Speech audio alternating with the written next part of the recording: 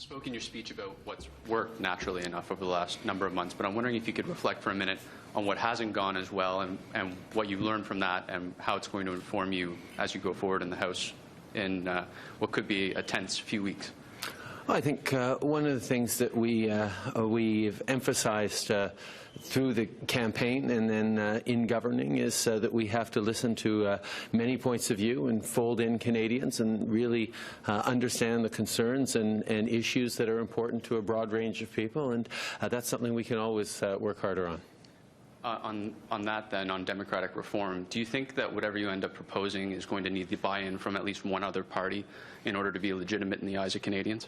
I think we've been working very, very hard to demonstrate that our approach is to listen to Canadians, to consult with Canadians as we talk about the values that underpin our electoral process and ultimately our system of government. So how we make sure that we're including questions and concerns that people may have about various options is integral to being successful in improving our electoral system. Hi, Prime Minister Vashi from Global. I wanted to ask you about the constitutional changes being proposed. I know there are a lot of delegates, who endorse those changes, but I've spoken to a number here on the floor who are concerned that it will concentrate power in the hands of few. Is this a power grab? Absolutely not. This is, as I said in my speech, an opportunity to better connect the grassroots of the Liberal Party with the leadership of the Liberal Party. In the modern times we live in, with the capacity to use a broad range of tools to connect people and conversations in active and present ways, we found that there were a lot of levels of the party that were actually interfering in connecting the Liberal leadership to the Liberal grassroots.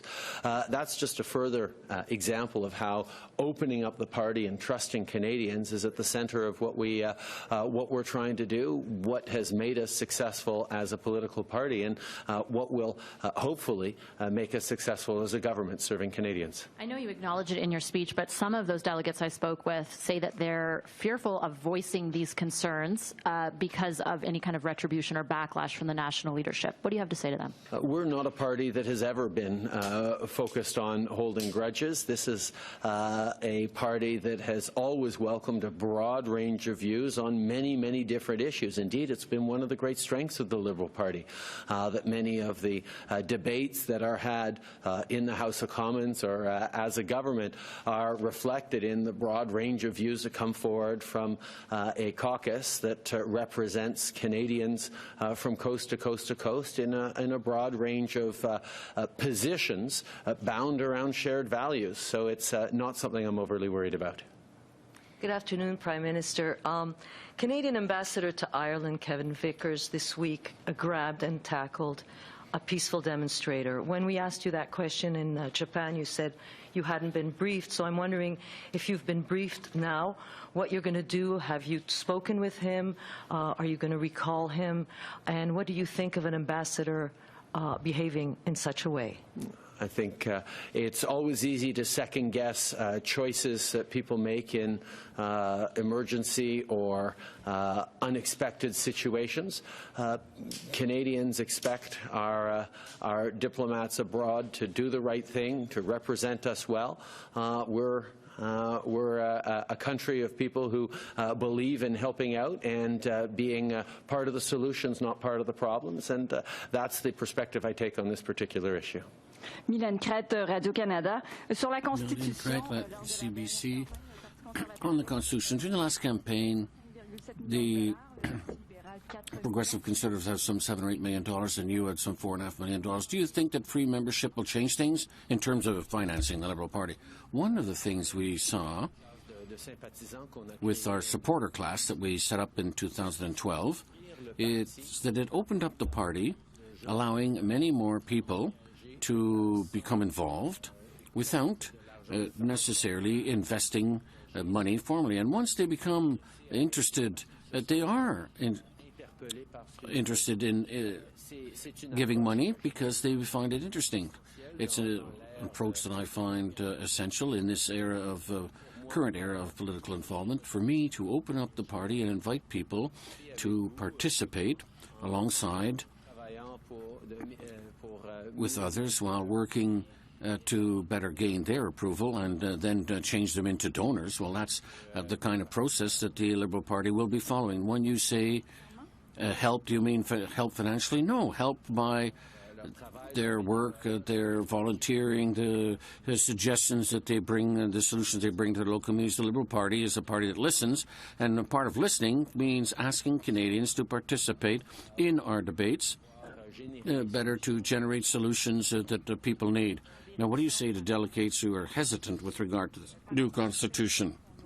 The fact that it's now being open to members who wouldn't have paid for a membership, and on the fact that they themselves would have wished to have been more consulted when the document became public. Well, in reality, what we're doing here with this Constitution is to build upon everything we've been doing for some years now. The supporter class, which allowed some renewal during the leadership campaign, and also while we were building up our volunteer teams for the election campaign, was highly successful. Also in fundraising, that was successful because we had a greater capability of communicating with Canadians, listening to them. People know that this is an important step. We must trust Canadians. That's what brought us to where we are. And yes, change might frighten a few, but generally speaking, people know that we do have to move forward, and that is what we're doing. We had ample opportunity to consult, and when we continue creating specific procedures following the consultation, there will be a lot of consultation on those various details. We're open to Canadians and Liberals, and Canadian contribution is important. Winnipeg Free Press. With the proposed sale of MTS to Bell, concerns have been raised that a shrinking market will lead to increased rates for Manitobans, as it will eventually be going to federal regulators. What are your thoughts on the deal? Well, indeed, as it is going to federal regulators, I don't think it'd be appropriate for me to comment on it, other than to say how important it is that consumers have reliable access to high-quality phone and internet service. This is something that we can't get around in the 21st century. Much of our economic growth, much of our entrepreneurship, many of the opportunities that particularly marginalized or remote communities need are linked to strong and affordable access to the internet and to cell service, and that's certainly what we're keeping in mind. So do you see Bell then as paving that way for better access for rural Manitobans? As I said, these are questions for the regulator to lean in on. Good afternoon, Mr. Prime Minister. From Brandon, when you were out for the... Good to see you again. Yeah, good to see you, sir. That was a fun by-election. Pardon me? That was a fun by-election. It sure was. Have you or will you be speaking to Manitoba's new Premier, Brian Pallister? And if so, what are you going to be talking about? I spoke with Premier-elect Pallister the day after he won to congratulate him and to talk about how much I look forward to working with him on issues that matter to Manitobans and indeed to all Canadians, issues of economic growth, issues around how we renew the relationship with Indigenous peoples here in Manitoba and across the country. And I'm actually looking forward to meeting him later in the week when I return to Winnipeg for the FCM. Liberals did very well in the federal election in Brandon. Outside of Brandon Sewers still went conservative. Any thoughts about that or anything you want to say to the people of Western Manitoba, about 200,000 of them? I got to know, as you well know, Brandon and Western Manitoba quite well during the by-election of a couple of years ago, and I'm very optimistic about the kind of work that we're doing in terms of strengthening the middle class, creating opportunities for all Canadians, working on renewing the relationship with Indigenous peoples, investing in infrastructure, and we have more work to do right across the country in many unheld ridings, but I'm very optimistic about how we're going to do when the time comes. Thank you. Thank you. Oh, last question, Tim. Last question ever. Ever. I know. Congratulations. Thanks. Well, let's go out on a high and make some news here then. I had a whole speech of making news. C-14 is heading to the Senate. It's going to be out of your control. Are you willing to concede that you're not going to make the June 6th deadline? And what happens? The sky doesn't fall if you don't make the June 6th deadline. Actually, if the June 6th deadline isn't met, a number of people have said that it might not be so bad, and they use the legislative vacuum around abortion as an example of that. But I've heard from many medical practitioners and organizations who are very concerned that what it's going to result in is very uneven access across the country. There will be people who, by many objective criteria, should have access to medical assistance in dying who will not be able to because practitioners will be concerned that there isn't any legal framework or protection for them, and perhaps other people in different areas of the country who will have access to it when, again, according to fairly objective criteria, they might not, they might not be, they should not have access to medical assistance in dying. So I think one of the things that the Supreme Court has certainly called for, and one of the things we must think to, and certainly the provinces have asked the federal government for, is a strong and consistent framework across the country. And I am still hopeful that we're going to be able to reach the June 6th deadline imposed by the Supreme Court. We're certainly working hard towards that. And I have confidence that the more independent and thoughtful Senate is going to do right by the responsibilities that Canadians expect it to. And then I'll let you follow up. Merci, Tim.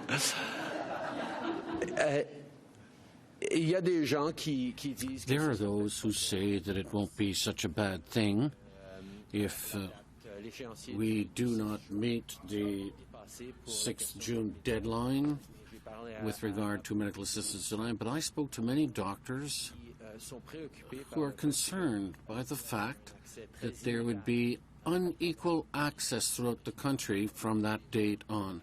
There might be people who should have access to medical assistance in dying who won't find a doctor or other medical assistance to get it because the doctors feel that the lack of a legislative framework could discourage them from going ahead with the practice. But it's also possible that elsewhere there will be doctors who are somewhat too enthusiastic in practicing medical assistance in dying. And it's the inequality that is concerning for Canadians and for me, and certainly for provinces. And the Supreme Court expects there to be a framework throughout the country protecting our most vulnerable, while yet respecting and upholding the liberty of choice for Canadians decreed by the court.